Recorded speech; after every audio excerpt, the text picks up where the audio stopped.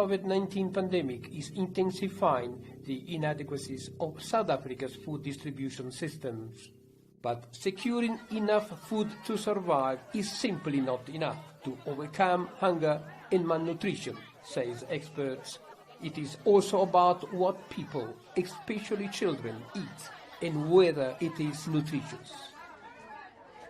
Over 400,000 children in that age cohort category not having access to food. So the food insecurity, and if we just look at adequate nutrition and support of children, is definitely a grave situation, a situation that requires urgent attention.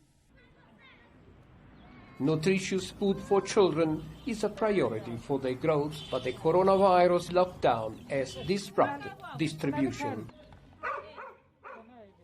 With children not being able to go to school, a lot of children have been deprived of the opportunity of having access to food. And during the lockdown period, what we have also found that many people have not been able to secure an income, to generate any form of income. People both within the formal sector and informal sector have suffered, I think, enormously as a result of this. Julia Moyo struggles to provide food for her children. Okay, no hona batho ba go thusang ne go thusa ke koko ne no hlokafetse like last week ke ne go thusa ka bo dijo ha ona government or council e go thusang ona le mathata go ntlong ka bana no because re struggle ka holo ka dijo papa bona o sebetsa le iwane le nna ke sebetse ke nana kona bothata ba bona.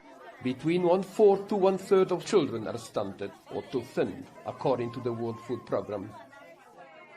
Children are not consuming enough food with the right nutrients that are needed for their growth. This is the immediate cause of malnutrition in children. In infants and older children, it is due to poor infant feeding practices, wherein you find that most of the children are either not breastfed. And we need to remember that the greatest burden of all forms of malnutrition is shouldered by children from the poorest and most marginalized communities. As the pandemic persists and more children go hungry and suffer from malnutrition, achieving the goal zero hunger in the years to come is seriously in doubt. Franco Puglisi report for VOA News, Johannesburg.